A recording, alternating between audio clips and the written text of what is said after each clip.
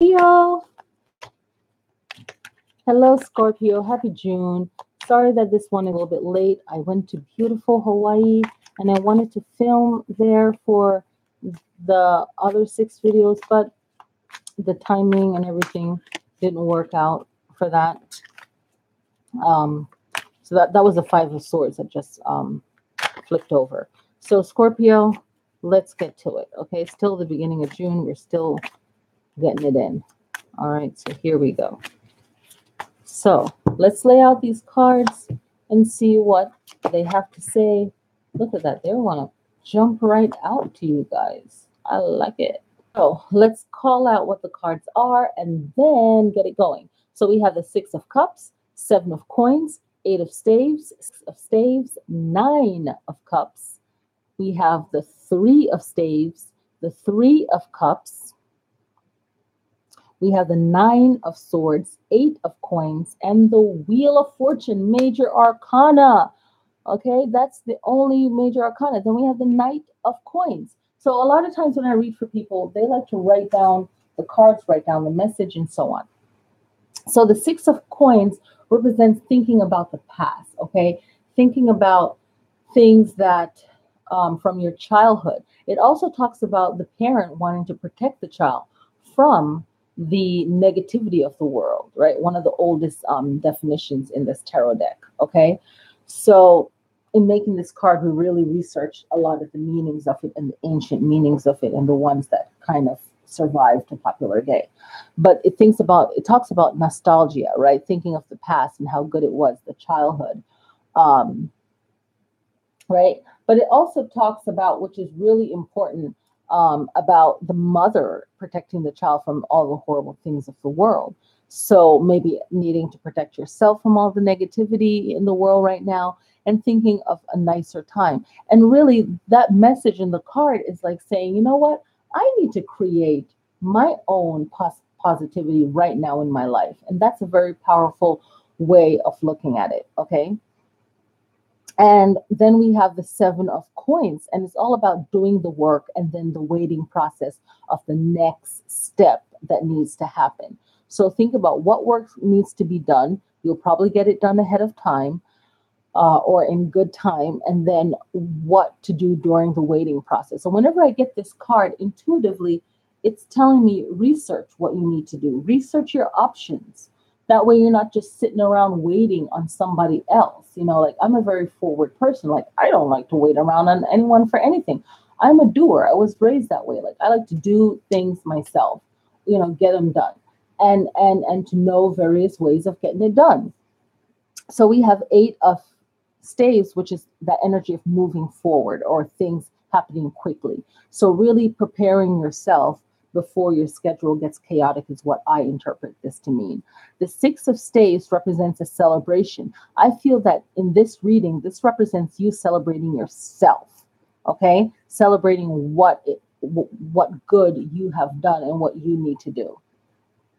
Okay, the Nine of Cups represent respecting yourself, loving yourself, and really like showing off how good you are. Okay, Scorpio. So really taking time to work on yourself and displaying the good things, your achievements, and really looking at your history of yourself and putting that in your mind, even so that it radiates through your actions, that confidence. Okay, so it's a really about confidence in self. I really feel that that's the meaning for Scorpio is confidence in self because that will work through all the other issues of the cards coming up. So then you have the Three of Staves, and the Three of Staves is about waiting for something to happen, right?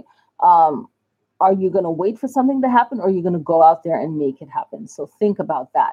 Three of Cups is talking about really surrounding yourself with people that are not in competition with you and make sure that you're not in competition with them. You want a nice relationship that's fun and create that. The Nine of Swords represents anxiety, worry, stress. What is going on maybe not maybe it's swords, so it represents the element of air, and it's about the things we say to ourselves or the things that people say.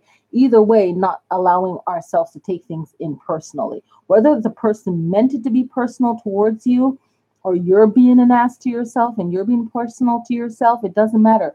It's all about not allowing things that's negative to affect you so deeply that you can't sleep, you're worried, you're stressed, you have anxiety.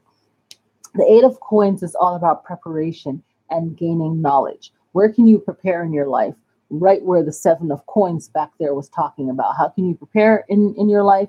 How can you set things up ahead of time so you're ready for it? Like the Eight of Staves up here was also talking about. The Wheel of Fortune talks about all the different experiences we have in life, the ups and downs, all the different lessons. How can you apply this major arcana, a definite in general readings, which is so many Scorpios, right, in the world. So in general readings, I tell people to look at this card as a strong message, right? In a personal reading, I would say this is a definite, right? But in a general reading, I just say look at the strong message of what the Wheel of Fortune means, okay? The Knight of Coins represents that idea. And it's also, I feel, the true balance of all the five elements, right? And how can you incorporate that in your fight, in your um, life? Okay, how can you represent that? You know, that idea. Okay, how can it be a benefit for you in your life? So I'm starting from here and all the way over for the New Orleans Voodoo Oracle tarot card deck. Okay, so if you have the book, I will tell you the page that it's on. So Les Morts represents transformation, death, and it's on page 66. And this is all about making an offering to your ancestors: a white votive candle, a glass of water when you know you're going to be home. You know, doing that as maybe clearing the way for your ancestors. Maybe burning ancestor money, maybe saying a prayer, maybe someone in your family passed away. This is all about our emotions, right? Um, and seeing life in death and death in life. So it mentions that in the definition of this card. So if you don't have the book, definitely get it. A lot of these cards, sometimes they go out of print for a while. So, you know, as a oracle card, a tarot card lover, I always want to make sure that I see a card deck. I mean, there's a couple of card decks that are not printed right now. And I'm like, where was I when this was out? Okay, so page 154 is La Sarine. Okay, and it's that mermaid energy, that water energy, water, mermaid, ocean, the womb of the world, sacred sounds, right? Spoken word and music, bridging the two together. So how can that sound be healing for you? Is what how I interpret it, right? And it also mentioned blue, the color blue. So I know when I was reading this last week for other people, they really connected with the color blue. So something in the reading will connect for you. It also talks about the power of empathy, emotional connection, and marriage. So how does this apply for you? The next card is Ochosi, and it's on page 186. Okay, and it's that earth energy, the hunter, the forest, getting things done is what it talks about. Um, take good use of what you have, right? So not wasting the things you have. What is a waste of time? Right? Waste of time. Waste what you have, like food, for instance. Like, you know, how are you wasting one thing in one area of your life that you're not really noticing, but that action is also spilling over into your life in other areas of your life? And this also talks about time equals being in the moment. So, how are we wasting our time? That's a really powerful message. Okay. Page 158 is the goddess Oshun, the goddess of love, the goddess of the river. And it talks about that connection of self-love, you know, loving yourself, really speaking powerful, healing, loving words to yourself. Also, for the last full moon that just passed at the end of May, Venus in Cancer, that love energy of Venus and Cancer, very compassionate, right? Cancer and Capricorn made me think of that. Cancer is opposite of Capricorn on the zodiac chart. So we think of the Capricorn as working in the matrix, Cancer as more of the compassionate, very psychic, intuitive waters, all water signs are. And you think of that balance with Venus as money and love and money. And Venus also, what we don't hear about a lot is that Venus has a lot of Mars energy, that fiery energy. So how do you fight for your love? How do you fight for your money in the most highest positive way? Then on page 178 is Yamaya, the ocean goddess, right? The mother. So you think about the power of beauty, ocean, water. And what I channel when I pull this card was respect the mother equals love. So think about what that means. Respect the mother equals love, right? How could we be a mother to ourselves first, healing to ourselves, and that mother energy. This card also talks about the pregnant Orisha. The pregnant Orisha equals giving birth. Okay, so you think about that birth. That what does birth represent to you? Does this apply in your life, or maybe what can you give birth to in your life? Something new. Okay, so let's wake up the Power Animal Oracle cards. So I like to call it Animal Spirit, and animals are definitely more aware than humans. Okay, they're definitely more aware. Most humans, 99.9%, are so distracted. Right. So let's gain some wisdom from the animals who truly know how to survive in the woods in this earth. Okay.